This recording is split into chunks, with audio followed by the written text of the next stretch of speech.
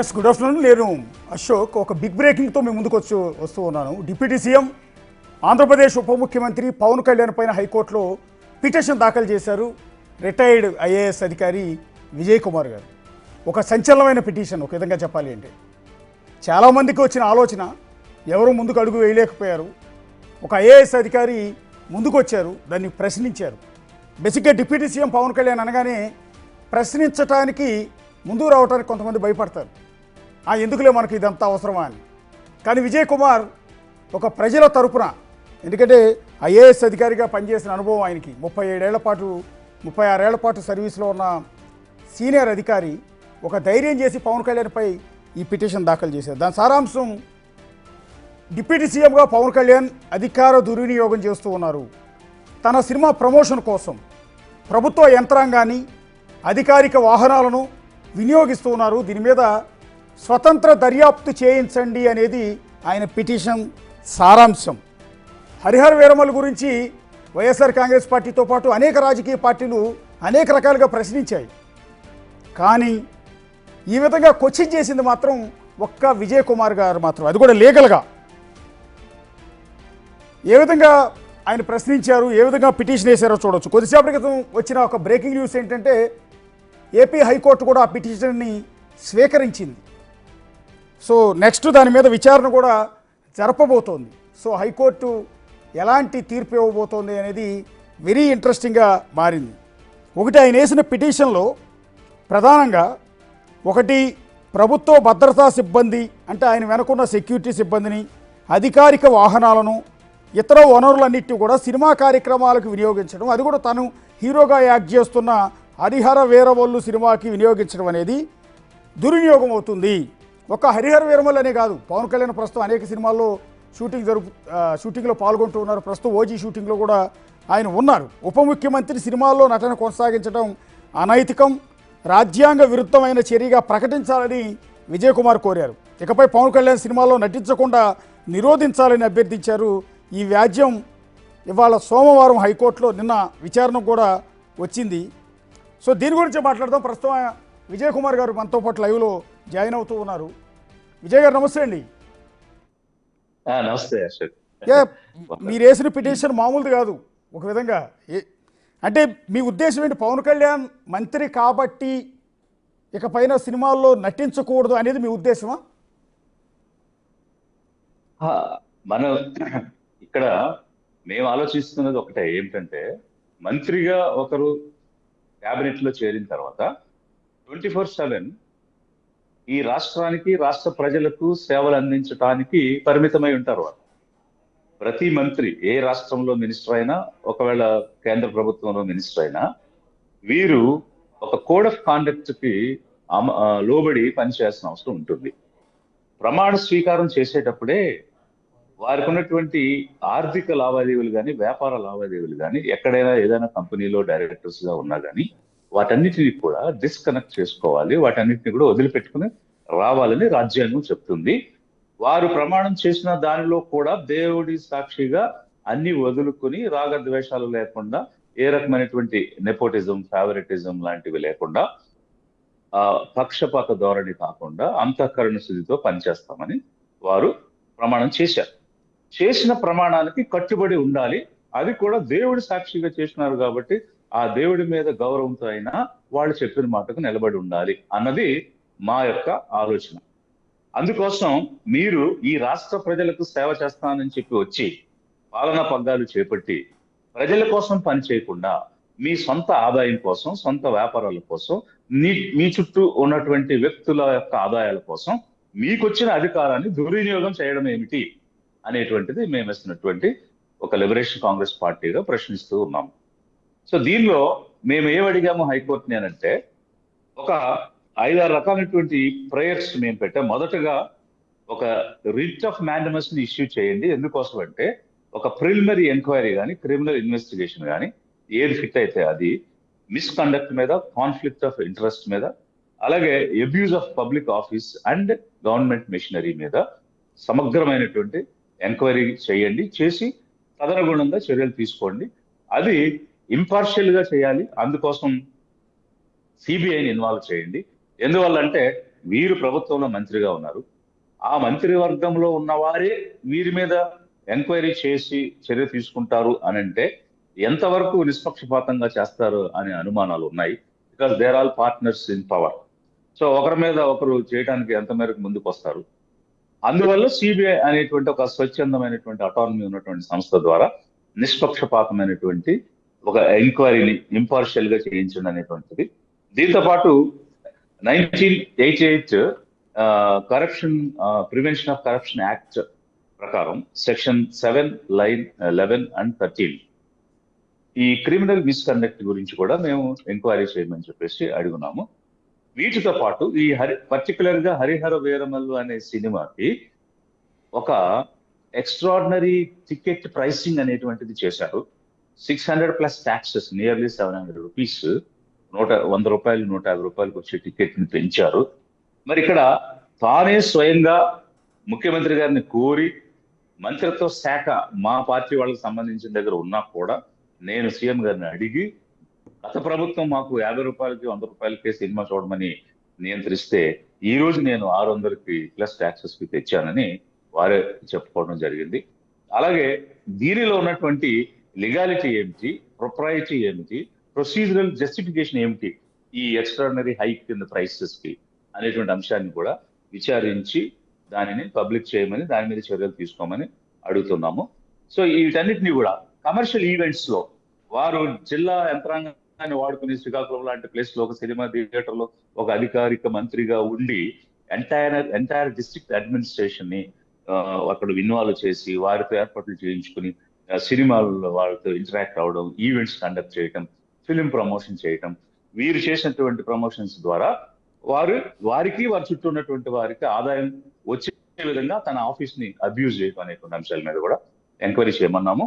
వీటన్నిటితో పాటు ఇవన్నీ తేలే వరకు ఒక హైకోర్టుని రిక్వెస్ట్ చేస్తున్నాము ఏంటంటే, ఆనరబుల్ హైకోర్టుని, please declare his continued engagement into the movies and events. ఏవైతే ఆదాయాన్ని ఇచ్చేటువంటి వనరులుగా వారు భావిస్తున్నారో వాటిలో ఆఫీస్ ఆఫ్ ప్రాఫిట్ అనేది చల్లదు. కాబట్టి అలాంటి పనులు చేయకుండా ఉండటానికి అంతవరకు రిస్ట్రైంట్ చేయండి వీరిని అనేటువంటి అంశాన్ని మేము అడగటం జరిగింది. ఎందుకోసం అంటే వారే స్వయంగా, నేను ఇండియా టుడే ఇంటర్వ్యూ చూశాను, దానిలో నాకు ఆదాయం వచ్చే మార్గం సినిమాలు, అందుకనే నేను సినిమాలో నటిస్తున్నానని ఈ హిమ్సెల్ఫ్ హెస్ కన్ఫెస్డ్, అడ్మిట్ చేశారు. సో ఇప్పుడు నీకు ఆదాయం రావడానికి కోసం నేను సినిమాలు చేసుకునేటట్లయితే చేసుకోండి, సినిమాలు చేసుకునే దానికి ఎవరికి అభ్యంతరం లేదు.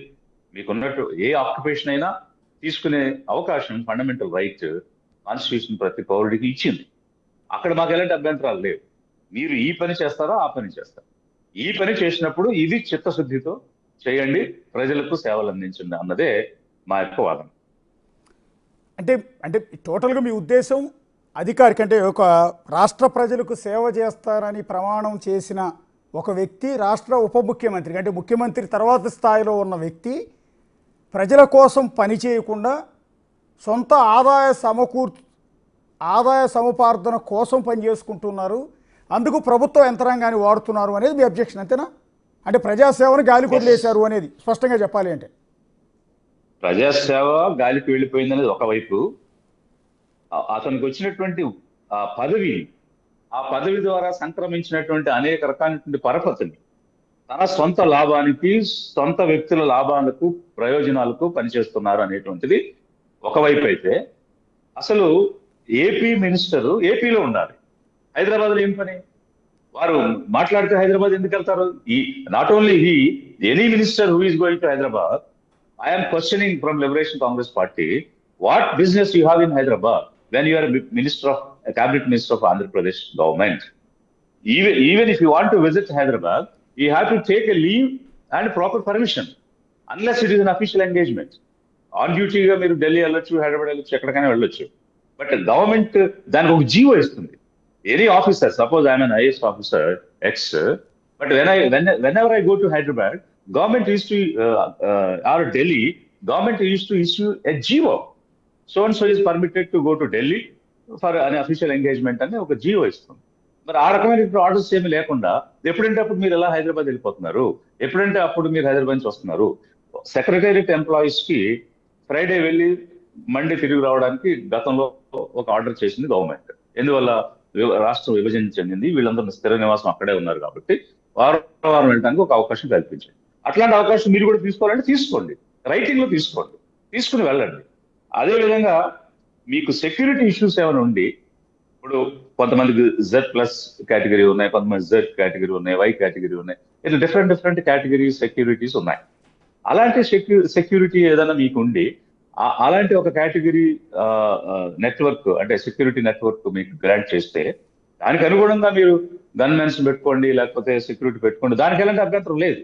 when your life is in danger, we cannot comment anything on this, and we are clear, we want you to be safe. ఆ విషయంలో మాకేం అభ్యంతరాలు లేవు. కానీ ఒక అధికార పదవిని అడ్డం పెట్టుకుని మీ సొంత ప్రయోజనాలకు లాభాలకు, మీ చుట్టూ ఉన్న వాళ్ళ ప్రయోజనాలకు లాభాలకు అధికార దుర్వినియోగం చేయటం అనేటువంటిది రాజ్యాంగానికి ఉల్లంఘన చేసినట్టే. గతంలో ఇలాంటి సన్నివేశాలు చాలా ఉన్నాయి. I can tell that also. అంటే అలాగే సార్, బేసిక్గా పవన్ కళ్యాణ్ గారు ప్రతిసారి అనే మాట ఏంటంటే, యాజ్ ఏ నటన అనేది నా వృత్తి, నా కెరీర్ స్టార్ట్ అయింది దానిలోంచి, నా ఫ్యామిలీ మొత్తం నటనలోనే ఉన్నారు, సో ఆ తర్వాత నేను రాజకీయ పార్టీ పెట్టాను, మంత్రి అయ్యాను అనేది ఆయన అంటున్న మాట. సో నా నటనని వదులుకోవటం ఇష్టం లేక, పైగా నాకు ఆదాయాన్ని తెచ్చిపెట్టేది కూడా నా నటన ద్వారానే అని పదే పదే చెప్పుకుంటూ వచ్చాడు. అలాగని ఉప ముఖ్యమంత్రిగా ఆయన బాధ్యతల్ని సరిగా నిర్వర్తించలేదు అని అనటానికి కూడా లేదుగా, రెగ్యులర్ రివ్యూస్లో పాల్గొంటూ ఉన్నారు. ఉప ముఖ్యమంత్రి పంచాయతీరాజ్ శాఖ మంత్రిగా అధికారులతో ప్రతిరోజు సమీక్షలు చేస్తున్నారు, ముఖ్యమంత్రితో కేబినెట్ సమావేశంలో పాల్గొంటూ ఉన్నారు. సో మధ్యలో షూటింగ్కి వెళ్ళి వస్తూ ఉన్నారు. మధ్యలో మీకేంటి అభ్యంతరం అనేది ఆ పార్టీ నాయకులు కొంత మిమ్మల్ని క్వశ్చన్ చేసే అవకాశం ఉంటుంది కదా. Definitely I take it.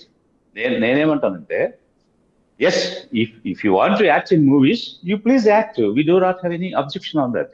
Okay, అప్పుడు మీరు మినిస్టర్ గా కొనసాగడానికి వీల్లేదు. ఎందుకనంటే ఇప్పుడు ముఖ్యమంత్రి గారు ఫైల్ క్లియరెన్స్ లో ర్యాంకింగ్ ఇచ్చారు, వీరికి చాలా పూర్ ర్యాంక్ వచ్చింది కదా. బాగా మీరు అన్నారు ఎఫిషియెంట్ గా వర్క్ చేస్తున్నారని. ఏదో నెలలో 4 రివ్యూలు చేసి 4 సార్లు మీడియా ముందుకు వచ్చి 2 ప్రెస్ మీట్లు పెట్టి వెళ్ళిపోతే అది పని ఎట్లా అవుతుందండి? ఇప్పుడు పంచాయతీరాజ్ శాఖ వారి చేతిలో ఉంది. మీరు ఒకసారి గ్రామాలకు వెళ్ళి చూడండి, పేదలు నివసించే ప్రదేశాలకు వెళ్ళి చూడండి, వాళ్ళకి తాగడానికి నీళ్ళు లేవు. 40 రూపాయలు రోజుకి కూలికి వెళ్ళొస్తే దానిలో 20 రూపాయలు పెట్టి నీళ్లు క్యాన్ కొనుక్కుంటున్నారు. నేను పాదయాత్రలో వెళ్తే మహిళలు అడిగారు, మేము రోజుకు 100 రూపాయలు సంపాదిస్తే దానిలో 20 రూపాయలు నీళ్లకి వెచ్చించాలంటే, నీళ్లు కూడా కొనుక్కోవాలంటే మేము గింజలే కొనుక్కోమా, కూరగాయలే కొనుక్కోమా, మంచి నీళ్లు కూడా కొనుక్కుని 100 రూపాయలతో ఎలా బ్రతుకుతాము? కనీసం తాగు నీరు కూడా ఇవ్వలేని ప్రభుత్వాలు ఈ రోజు ఉన్నాయి అని గ్రామాల్లో ప్రజలు ప్రశ్నిస్తున్నారు. చూడమనండి వెళ్ళి. అలాగే వాళ్ళు నివసించే ఇళ్ల ముందు రోడ్లు లేవు, డ్రైనేజీలు లేవు, పారిశుద్ధ్యం లేదు. పారిశుద్ధ్యం లేకపోతే ఏమవుతుంది? జబ్బులు వస్తాయి, అంటువ్యాధులు వస్తాయి, వాటర్ బోర్న్ డిసీజెస్ వస్తాయి, ఎయిర్ బోర్న్ డిసీజెస్ వస్తాయి. ఈ డిసీజ్ వాళ్ళని తెచ్చుకున్నది కాదు, మన ప్రభుత్వం ఫెయిల్యూర్ వల్ల, అక్కడ సరైనటువంటి నివారణ చర్యలు చేయకపోవడం వల్ల జబ్బు వచ్చింది. జబ్బు వస్తే ఎవరు నయం చేసుకోవాలి? వాడే నయం చేసుకోవాలి. దానికి డబ్బులు ఎవరు ఇస్తారు? వాళ్ళు చేసిన కష్టంలో నుంచే పెట్టుకోవాలి. ఇలా అనేక రకాలైనటువంటి అంశాలు పంచాయతీరాజ్ శాఖకు సంబంధించి ఉన్నాయి. ఫుల్ ఫ్లెడ్జ్డ్ గా పనిచేస్తే కూడా, 24/7 పనిచేస్తే కూడా ఇవన్నిటినీ కూడా అడ్రస్ చేయలేనంత సమయం ఉంది కావాలి అక్కడ. అప్పుడు కూడా సమయం సరిపోదు వారికి. అలాంటిది మరి ఇన్ని రోజులు ఏ విధంగా హైదరాబాద్ లో ఉండి చార్టెడ్ ఫ్లైట్స్ లో రాగలుగుతున్నారు అనేటువంటిది అదొక అంశం అయితే, ఇప్పుడు జయా బచ్చన్ గారు ఎంపీగా ఉన్నప్పుడు యూపీ ఫిలిం డెవలప్మెంట్ కార్పొరేషన్ కి చైర్పర్సన్ గా యాక్ట్ చేశారు. చేస్తే కాన్ఫ్లిక్ట్ ఆఫ్ ఇంట్రెస్ట్ కింద, అంటే ఆఫీస్ ఆఫ్ ప్రాఫిట్ కింద ఇష్యూ రైజ్ అయినప్పుడు ఎలక్షన్ కమిషన్ ఎంపీగా డిస్క్వాలిఫై చేసింది. చేస్తే వారు రిజైన్ చేయాల్సి వచ్చింది. సోనియా గాంధీ గారు ఎన్ఈఎస్సి, నేషనల్ అడ్వైజరీ కౌన్సిల్ కి చైర్పర్సన్ గా ఉన్నారు, క్యాబినెట్ ర్యాంక్ లో ఉన్నారు. అప్పుడు వారికి ఆఫీస్ ఆఫ్ ప్రాఫిట్ కింద వస్తుంది, అది కాన్ఫ్లిక్ట్ ఆఫ్ ఇంట్రెస్ట్ అంటే డిస్క్వాలిఫై అవుతున్నారని వెంటనే ఎంపీకి రిజైన్ చేశారు. సో ఇట్లా అనేక ఉదాహరణలు. శశి థరూర్ గారు ఎక్స్టర్నల్ అఫైర్స్ మినిస్టర్ గా ఉండేవారు. అప్పుడు ఐపీఎల్ కొచ్చిలో వాళ్ళ అసోసియేట్స్ కి ఇతను అధికారాన్ని వినియోగించి వారికి మేలు చేశారు, లాభం వచ్చేట్టుగా చేశారనే అభియోగం వస్తే ఈ resign from external affairs minister, government of India, కేంద్ర ప్రభుత్వం నుంచి వదిలేశారు. పవన్ కుమార్ బన్సల్ అంటే 2006లో సోనియా గాంధీ గారు, జయా బచ్చన్ గారి సబ్జెక్టు, 2019లో శశి థరూర్ గారి సబ్జెక్టు, 2013లో పవన్ కుమార్ బన్సల్ రైల్వే మినిస్టర్ గా ఉండి వాళ్ళ ఫ్యామిలీకి సంబంధించినటువంటి వాళ్ళకి మిస్యూజ్ ఆఫ్ పవర్ కింద వాళ్ళు కాన్ఫ్లిక్ట్ ఆఫ్ ఇంట్రెస్ట్ కింద అవకాశాలు ఇచ్చారన్న విషయం బయటకు వస్తే ఈ రిజైన్ ఫ్రమ్ క్యాబినెట్. ఇప్పుడు ఫిలిం యాక్టర్స్ కూడా ఉన్నారు కదా, Dayanidhi Maran Sun TV network chairperson గా ఉంటూ యూనియన్ టెలికాం మినిస్టర్ గా ఉంటే వారు misuse of office conflict of interest కింద ఫ్యామిలీ ఓన్డ్ బిజినెస్ కి హెల్ప్ చేశారంటే he has resign from telecom minister. So అలా ఇవి కేంద్రంలో. రాష్ట్రంలో జరిగిన ఎగ్జాంపుల్ కూడా మీకు చెప్తా. మిజోరాం గవర్నమెంట్ లో ఆ, ల- లల్తన్ జరా అనేటువంటి మినిస్టర్ గారు వారి ఫ్యామిలీ బిజినెస్ కి దోహదపడ్డాడని, ఫ్యామిలీ బిజినెస్ లో భాగంగా ఉండి తన ఆఫీస్ ని వాడి వారికి కొన్ని కాంట్రాక్ట్స్ మిడ్ డే మీల్స్ లోను, అలాగే రైస్, సివిల్ సప్లైస్, ఇప్పుడు మనోహర్ గారు చేస్తున్నారు కదా సివిల్ సప్లైస్ మినిస్టర్ గా, అదే పోర్ట్ఫోలియోలో ఉన్నటువంటి వ్యక్తి చేశారని చెప్తే ఆ కాంట్రవర్సీలో he has to resign from ministry. So అంటే ఇన్ని రకాలైనటువంటివి మన దేశంలో జరిగినవి. అంటే రాజ్యాంగ ఉల్లంఘన జరిగిన దగ్గర ఎక్కడైనా సరే ఇలాంటి అంశాలు మనం వెలికి తీసినప్పుడు, ప్రజల ముందుకు తీసుకొని వచ్చినప్పుడు గౌరవంగా, రాజ్యాంగాన్ని గౌరవించే వ్యక్తులుగా వారు రాజీనామా చేసి వెళ్ళిపోయారు. ఇప్పుడు వీరు కూడా రాజీనామా చేసి వెళ్ళిపోతే వారికి గౌరవంగా ఉంటుంది. లేదంటే దీన్ని పూర్తి స్థాయిలో విచారణ చేసి సిబిఐ ఎంక్వైరీ చేసి వారు ఉల్లంఘనకు పాల్పడ్డారనేటువంటి నిర్ధారణ అయితే ఆటోమేటిక్ గా డిస్క్వాలిఫై అవుతారు, ఎమ్మెల్యేగా డిస్క్వాలిఫై అవుతారు, మరి మినిస్టర్ గా పదవిని కోల్పోవాల్సిన పరిస్థితి వస్తుంది. Because it's office of profit. వీరు చేసేటువంటి బయట వ్యాపారాలన్నీ కాన్ఫ్లిక్ట్ ఆఫ్ ఇంట్రెస్ట్ కింద వస్తుంది, రాజ్యాంగ ఉల్లంఘన అవుతుంది. అంటే ఉందా సార్ అట్లా? మంత్రిగా ప్రమాణ స్వీకారం చేసి క్యాబినెట్లో అడుగుపెట్టిన వ్యక్తి తన ప్రవృత్తి ఏదైతే ఉందో ఆ వృత్తిలో కొనసాగకూడదు అని రాజ్యాంగంలో ఉందా? ఎస్, ఇప్పుడు